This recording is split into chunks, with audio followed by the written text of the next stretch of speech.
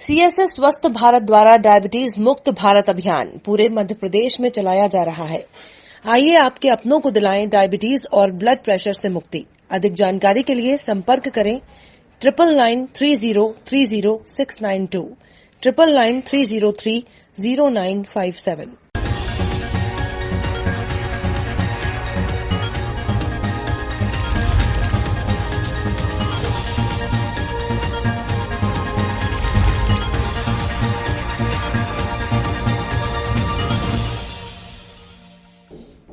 कटनी के उपनगरीय क्षेत्र एनकेजे जो एक बहुत बड़ी आबादी वाला क्षेत्र है, जहां पर रेलवे कर्मचारियों के लिए रेलवे क्वार्टर बने हुए हैं, जिसमें अधिकारियों सहित रेलवे के हर वर्ग के कर्मचारी और निजी मकानों में निवास करने वाला एक बड़ा तबका निवास करता है। इस क्षेत्र में शासकीय स्कूल, सेंट्रल स्कूल भी संचालित हैं और इन स्कूलों के कर्मचारी भी इस क्षेत्र में रहते हैं। उसके बावजूद नगर निगम कटनी द्वारा इस बड़े रहाइश वाले क्षेत्र में आज तक एक अधिकृत सब्जी मंडी की स्थापना तक नहीं कर सका। इस क्षेत्र में चुनाव लड़कर हर बार पार्षद नगर निगम तक पहुंच तो जाते हैं, लेकिन इस जघन्य समस्या का समाधान आज तक नहीं करवा सके। इसे उदासीनता एक जनप्रतिनिधि की नहीं तो क्या कहा जाएगा। सब्जी मंडी है क्या एनकेजे में?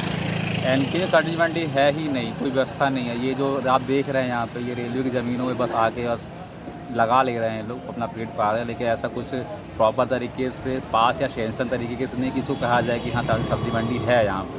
आज है, लोग पाल रहे हैं, पता नहीं कल लोग लगाए ना लगाएं। कि ज़मीन रेलवे की है, लेकिन फिर भी ठीक है, लेकिन होना चाहिए, क्योंकि इस चक्कर में हम लोग को सिटी जाना पड़ता है बार बार। एक मंडी सुरक्षित रहेगी, सुरक्षित तरीके से रहेगी, या प्रॉपर तरीके से मंडी होनी चाहिए यहाँ पे, लेकिन है नहीं। जिसकी जनसंख्या एनकेजे में है, काफ़ी लोग हैं यहाँ पे जो उनको प्रॉब्लम होती है। इसकी मांग की है आप कभी?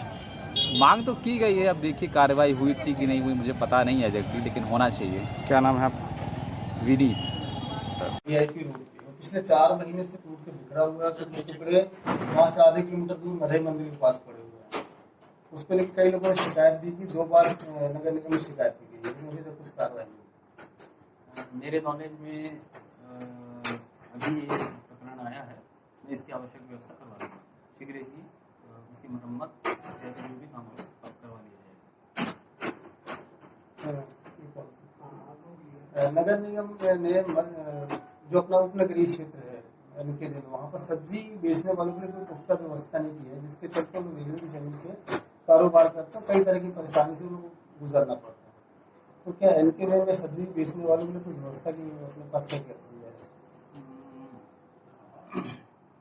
हमने एक सर्वे टीम बनाई हुई है, हम प्लानिंग कर रहे हैं कि कहाँ एनकेजे के अतिरिक्त भी कुछ और ऐसे स्थान है जहाँ पर सब्जी विक्रय को लेकर अव्यवस्था देखने मिली है। तो कमेटी की रिपोर्ट आने के बाद हम इसकी प्रॉपर व्यवस्था करने का पूरा प्रयास करेंगे। सर, शहर में भी जो सब्जी बेचने वालों के लिए आपने 60 लाख रुपए का सेट बनाया था ताकि सारे सब्जी बेचने वाले वहाँ चले जाएं और शहर की ट्रैफिक व्यवस्था सुधर जाए, लेकिन अभी भी शहर में ऐसा नज़ारा हर जगह दिखता है कि सब्जी मंडी की तरह शहर तब्दील हो गया है।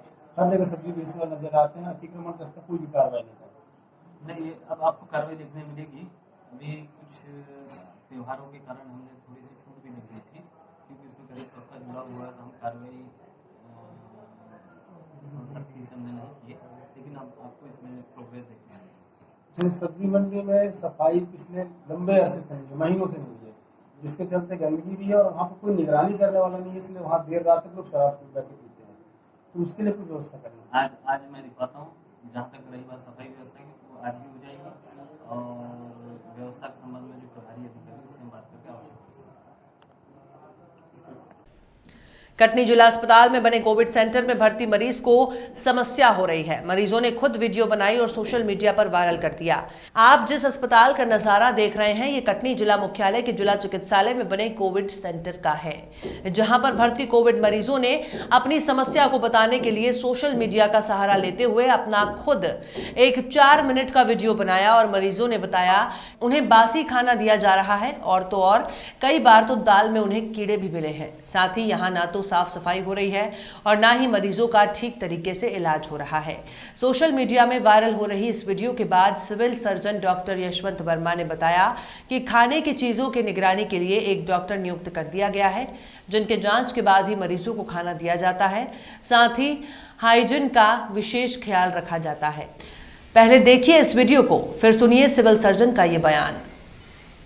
बारे में बीच में कुछ रोगियों ने मीडिया में जानकारी दी थी जिसका हमें संज्ञान हुआ था और हम लोगों ने उसमें सारे जो किचन कर्मी हैं उनको ताकीद भी दी है। और दूसरी चीज़ ये कि गुणवत्ता की मॉनिटरिंग के लिए हमने एक चिकित्सक को नियत किया है और प्रतिदिन खाना मेरे और आरएमओ के समक्ष लाया जाता है।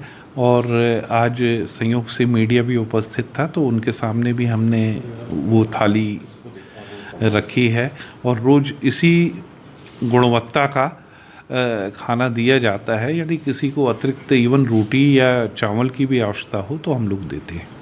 सर ये जो खाना है ये अपने अस्पताल परिसर में बनाया जाता है? ये अस्पताल परिसर में ही हमारे यहाँ के जो कर्मी हैं उनसे बनता है। क्या आप सोच सकते हैं कि कांटे कभी किसी को फायदा पहुंचा सकते हैं? आपकी सोच ना होगी, लेकिन आपकी सोच के विपरीत हम आपको बताते हैं कि कांटे रतलाम जिले के किसानों को अब बहुत फायदा पहुंचा रहे हैं और कांटों की इस फसल से किसान बहुत अच्छा लाभ कमा रहे हैं। कैक्टस के पौधे जैसा हूबहू दिखने और कार्टून से भरा ये वाछी पौधा है जो अब धीरे धीरे रतलाम जिले के किसानों की आर्थिक स्थिति को सुधार करने में बहुत बड़ी भूमिका निभाएगा। जी हाँ, ये पौधा है ड्रैगन फ्रूट का। सीमेंट के खंभे और रबर के टायर के सहारे खड़े इस पौधे में फल से ज्यादा कांटे हैं, लेकिन इसमें लगने वाले कांटे से ज्यादा फल की कीमत है। इस पौधे से ड्रैगन फ्रूट की खेती चीन और अमेरिका में बहुतायत से होती है और गूगल और यूट्यूब से मिली जानकारी के बाद अब रतलाम में भी इसकी खेती किसानों ने शुरू की है। वैसे रतलाम जिले के किसान क्षेत्र में नए नए प्रयोग करने और नई फसल लेने के लिए बहुत आगे हैं। अंगूर, स्ट्रॉबेरी, पपीता, एप्पल, बेर, अमरूद के साथ ड्रैगन फ्रूट की खेती भी अब की जा चुकी है। ये फसल चीन और अमेरिका में ज्यादा होती है। कहाँ से सीखा, कितने पौधे लाए थे? यही गूगल पे देखा अपनों ने और हैदराबाद से मंगाए थे अपनों 100 पौधे। कैसे खेती करना सीखा? मतलब गूगल से ही वो उसमें सब बताते हैं ना, वो खेती करना वगैरह सब कैसे होती है, कैसे क्या है, अपना यहाँ क्लाइमेट सेट होता है कि नहीं होता है। भाई आंध्र प्रदेश में जैसे महाराष्ट्र में हो रही है तो फिर अपने यहाँ कोई दिक्कत नहीं है। फिर वहाँ से अपनों ने पौधे मंगाए हैं उनसे बातचीत करके। 70 रुपये में एक पौधा दिया था उन्होंने उस समय। फिर अपनों ने लगाया, देखा भी सही, इस पर नेट भी बांधी। लोगों ने बोला कि अरे इस पर गर्मी बहुत गिरेगी तो ख़राब भी हो जाएंगे। अपनों ने जैसे नेट भी ऊपर भी बांधी थी 1 साल, वो गलत था वैसे। उसके बाद अपनों ने ये तैयार हो गए, 1.5 साल में करीबन फल चालू कर दिया इन्होंने। तो ये फल की यहाँ रतलाम मार्केट में बिकते हैं? रतलाम मार्केट में नहीं, ये इंदौर मार्केट में है। अभी रतलाम वाले तो जानते ही नहीं है बहुत सारे लोग। तो अभी कहाँ बेचते हो? इंदौर ही बेचता हूँ अभी तो मैं सर। अच्छा, तो ये फसल कितनी लाभदायक है किसानों के लिए? नहीं, बहुत लाभदायक है ना सर। अब ये समझ लो एक खंबा अपने को 5,000 रुपये अभी फ़िलहाल हर पहले साल में ही फल अगर 5,000 रुपये का दे रहा है अपने को, तो ये बड़े होंगे तो और बहुत ज़्यादा फसल उतरेगी इन पे, क्योंकि अभी तो 10-15 भी फल ही आए हैं और 100-150 फल होंगे तो ज़्यादा ही इनकम होगी ना सर। अच्छा, ये बताएं कि ये जो फल की कीमत क्या रहती है बाजार में? यही 80 रुपये 70 रुपये का एक फल के हिसाब से जा रहा है अभी तो। और अगर अपन किलो से बेचते हैं तो 300-350 रुपये किलो जा रहा है। अच्छा, इसकी खेती को और आप सीखा है तो और किसान यहाँ इच्छुक हुए हैं? कोई आए हैं आपके पास? हाँ, 1-2 आए हैं। क्या कह रहे हैं?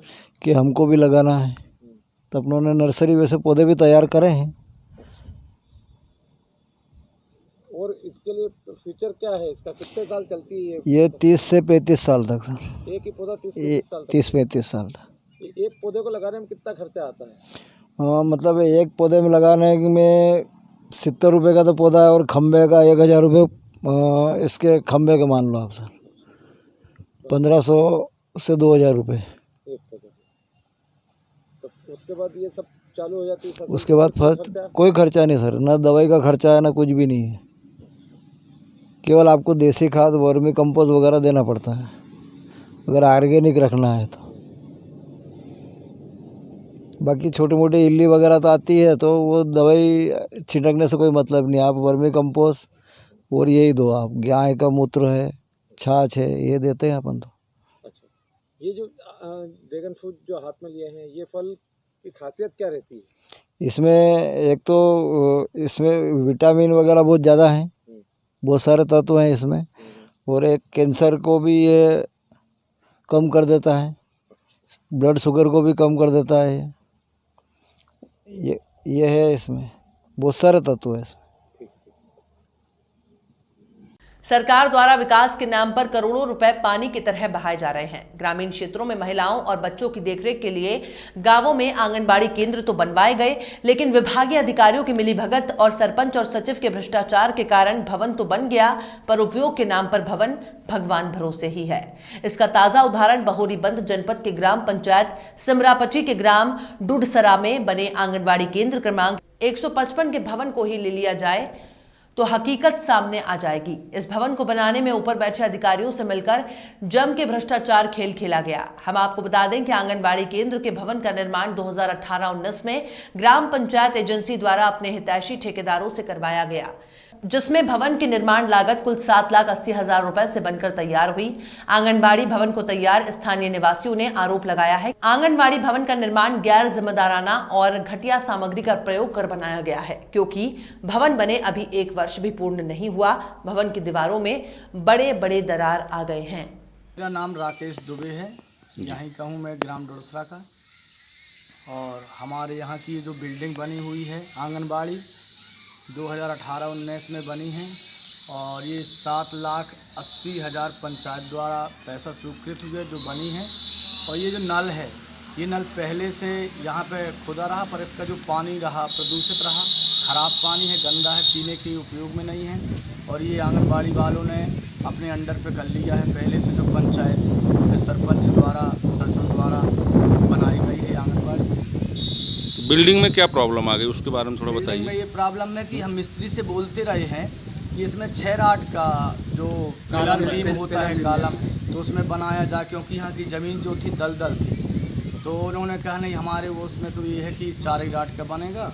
और पूरी बिल्डिंग जो है चटक गई है, पूरी बिल्डिंग जो है ख़राब है, गिरने की स्थिति। फर्श निकल गया है, उसका पूरा जो मार्बल लगा था वो भी निकल चुका है। लेटरिन बाथरूम में तड़कन आ चुकी है। 4 नल बता रहे हैं, 3 नल हैं जिसमें 2 नल का पानी प्रदूषित है, 1 नल का सही है। 100 मीटर की रेंज पे 4 नल बता रहे हैं। शिकायत करने जाओ, मैंने 181 में भी किया, SDM कार्यालय में भी किया। शिकायत को दूसरा मैटर बताकर बंद करवा देते हैं। और ये बिल्डिंग में क्या बच्चे आते हैं तो डर लगा रहता है? लगा रहता है सर। अब कैसा करेंगे बच्चे, क्योंकि पूरी बिल्डिंग छती हुई है, चटकी है, और बारिश होती है, पानी भर जाता है गिर के। सामने से आने के लिए रास्ता साफ नहीं है, ठीक, पूरा मरवा भरा रहता है। जो कैसे आता है, कीचड़ से घुस के आना पड़ता है इधर। अच्छा, यहाँ पर नल स्वीकृत हुआ था आंगनबाड़ी? यहाँ पर नल स्वीकृत हुआ था, लेकिन नहीं खुदा है। पुराने नल को अंदर कर लिया गया है, बाउंड्री में कैप्चर। चलिए ठीक है। शासकीय प्राथमिक शाला में प्रधान अध्यापक। ये जो आपके स्कूल के बगल में आंगनबाड़ी बनी हुई है, जी हाँ, वहाँ पे जो नल खुदा हुआ है वो आपके स्कूल के नाम पे अलॉट है, तो उसके बारे में कुछ बताइए तो। श्रीमान जी, ये आंगनबाड़ी बनने के पहले 4-5 साल पहले शासकीय नल मेरे ही कार्यकाल में खुदा हुआ था। ये शासकीय प्राथमिक शाला डुडसरा का स्कूल है, ना कि आंगनबाड़ी का। जी, ये जब आंगनबाड़ी बनी तो आंगनबाड़ी के अंदर कर लिया गया है नल। और ये सचिव से मैंने बोला था कि ये स्कूल का नल है, तो सचिव ने बोला था कि नहीं सर, ये अपन इसको कर लेंगे, इसका अतिरिक्त खर्च कर लेंगे। और वो श्रीमान जी आंगनबाड़ी की बाउंड्री के अंदर कर लिए, जो कि आज भी वो स्कूल के ही नल है, आंगनबाड़ी का कोई अतिरिक्त नल उधर नहीं खोला। अच्छा, तो वो जो नल है उसमें दूषित पानी निकलता है, ऐसा ग्रामीणों द्वारा बताया गया है। दूषित पानी निकल ही रहा, हम तो यूज करें सर, ना उससे हाथ धो सकते, ना नहा सकते, ना पी सकते, कुछ काम के लिए पानी नहीं है वो वाला। अच्छा, तो फिर बच्चे कहाँ से पानी पीते हैं? बच्चे हैं, और दूसरा नल है ग्राम पंचायत का नल है। थाना अहमदपुर के ग्राम खाई खेड़ा में मामूली विवाद ने बड़ा रूप लिया। दिन में मामूली विवाद छोटे बच्चों में किसी बात पर हुआ, शाम को परिजनों को समझाने के लिए बुलाया और घटना घट गई।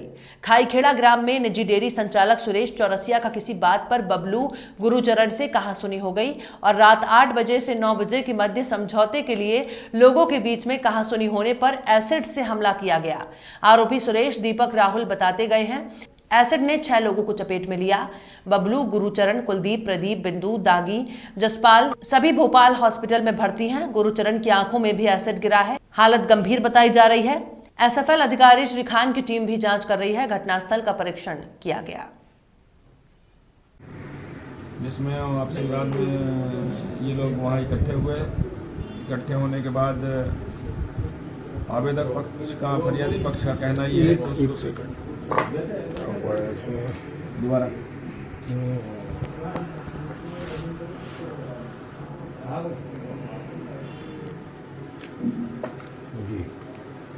कल रात करीब 8:15 बजे खाई खेड़ा में दूध डेयरी के सामने एक विवाद हुआ है। दूध डेयरी वाले चौरसिया और गांव के जो बबलू बैरागी वगैरह हैं, ये लोग किसी विवाद को लेकर के वहां समझौते के लिए इकट्ठे हुए थे।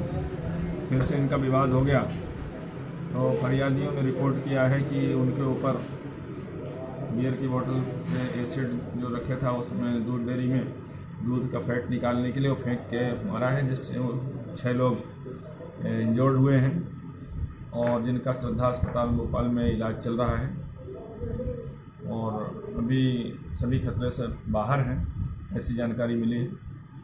आरोपी गणों में एक आरोपी को राउंड अप कर लिया गया है, दूसरे आरोपी को बुलाया जा रहा है। आरोपी को भी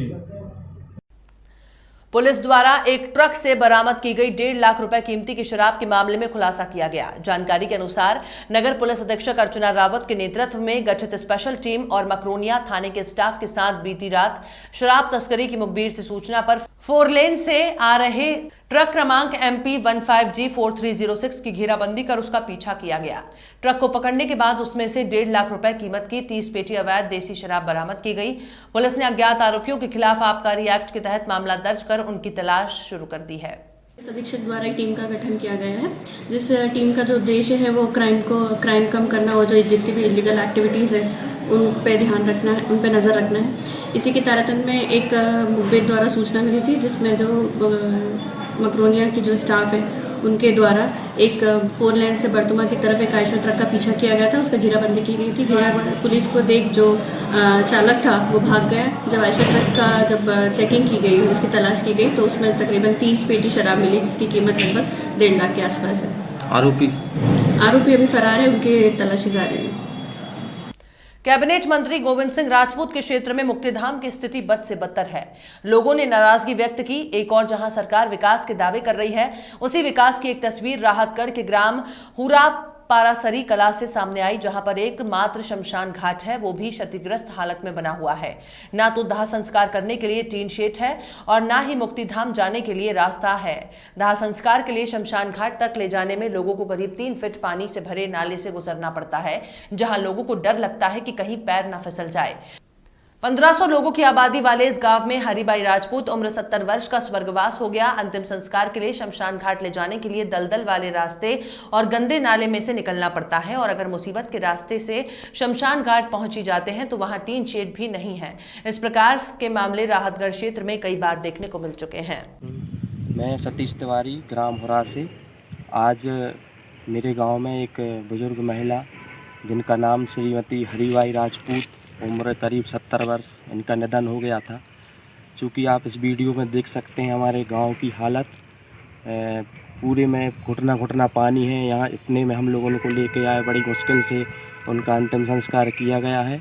इस संबंध में हम लोग ने ग्राम पंचायत परासरी कला सरपंच से जनपद में लिखित में इस रोड के लिए मंजूरी मांगी गई है और अभी तक कोई आश्वासन नहीं मिला। पूरे ग्रामीणों के लिए बहुत मुश्किल का सामना करना पड़ता है प्रतिवर्ष। पिछले 20 अगस्त को सानोदा थाना क्षेत्र के शाहपुर चौकी अंतर्गत तड़ा तिराहे को रेल पटरी के पास एक अज्ञात व्यक्ति का संदिग्ध अवस्था में शव पड़ा मिला था, जिसका शुक्रवार को पुलिस अधीक्षक ने पत्रकार वार्ता के दौरान मामले का खुलासा कर दिया। पुलिस अधीक्षक की माने तो मृतक हल्ले भाई लोधी घटना के पहले आरोपियों के साथ गाली गलौज करता था। घटना दिनांक के दिन भी मृतक और आरोपी गड्ढा लोधी के बीच सामान्य झड़प हुई थी, जिसके बाद आरोपी ने बदले की भावना से अपने साथी गौतम अहिरवार के साथ मिलकर लोहे की रॉड से मृतक की हत्या कर दी। इस अंधे कत्ल में आरोपियों की तलाश के लिए पुलिस अधीक्षक अतुल सिंह द्वारा 10,000 का इनाम भी घोषित किया गया था, जिसके तहत आरोपी और मृतक के बीच झड़प की सूचना मिली, जिस पर पुलिस ने आरोपी गड्ढा और गौतम से सख्ती से पूछताछ की तो उन्होंने अपना जुर्म कबूल कर लिया। शुरुआत में ये शाहपुर चौकी के अंतर्गत ही मामला हुआ है। इसमें पहली बात तो रेलवे ट्रैक पे डेड बॉडी मिली थी, जो कि सामान्यतः ऐसा लग रहा था कि हो सकता है ट्रेन कटिंग हो, और चूंकि जुरिस्डिक्शन इसका जो है जीआरपी के अंतर्गत आता है, लेकिन जो हमारे चौकी प्रभारी हैं सब इंस्पेक्टर पाठक, उन्होंने जब विजिट किया तो उन्होंने मुझे इंटीमेट किया कि नहीं सर, ये रेल कटिंग का मामला नहीं लग रहा है, संदिग्ध है, क्योंकि आसपास दूसरी जगह पे भी कुछ ब्लड स्टेन्स हैं। तो उस पर इनको ये निर्देशित किया गया और इन्होंने भी स्वतः से ये इच्छा जाहिर की कि सर इसको अपन ही टेकअप करें और अपन ही इसका इन्वेस्टिगेशन करें। उसके आधार पे फिर चौकी शाहपुर ने इसका मार्ग पंजीयन किया और इसमें पूरे आगे जो है इन्वेस्टिगेशन किया, और काफ़ी मेहनत हुई, क्योंकि मतलब ब्लाइंड केस था। जो मृतक है वो कुछ अपनी आदतों से ऐसा था कि उसकी सामाजिक रूप से उसको बहुत मान्यता नहीं थी, समाज में उसके लिए कोई कहने वाला नहीं था, और उसकी हत्या हुई या दुर्घटना में मृत्यु हुई इसकी किसी को कोई चिंता नहीं थी, क्योंकि सामान्य रूप से वो शराब पी के लोगों को गाली गलौज करना, फक्कड़ की तरह घूमते रहना, तो इसलिए उसको लेके कोई कंसर्न नहीं था कि उसके साथ कोई घटना हो गई। लेकिन फिर भी पुलिस ने इसको एक चैलेंज माना कि मतलब इस प्रकार से अगर ये घटनाएं होंगी तो निश्चित तौर पे अपराधियों का मनोबल बढ़ेगा, और पुलिस ने उसको चैलेंज के रूप में लिया, और थाना प्रभारी, चौकी प्रभारी और जो डीएसपी प्रोबेशनर, एडिशनल एसपी, इन सब ने टीम बना के 4 दिन तक लगातार पूछताछ की। इसमें अलग अलग तरह के 3 स्टोरी थी जिन पे संदेह था, और उनको डेवलप किया। उस पर यही सामने आया कि चूंकि घटना के दिन इसके और इसके पेशेंट के द्वारा जो है दारू पी के अनावश्यक लोगों को गाली गलौज किया गया था, जिसके कारण ये जो आरोपी है ये आवेश में आया और इसने जो है किशन को मारने के लिए जो है प्रयास किया। किशन मिल नहीं पाया तो आवेश में इसके साथ में घटना की, और घटना को दुर्घटना का रूप देने के लिए उन्होंने जो है इसको ट्रेन ट्रैक पर डाल के इसकी हत्या कर दी। सर, पुलिस के लिए भी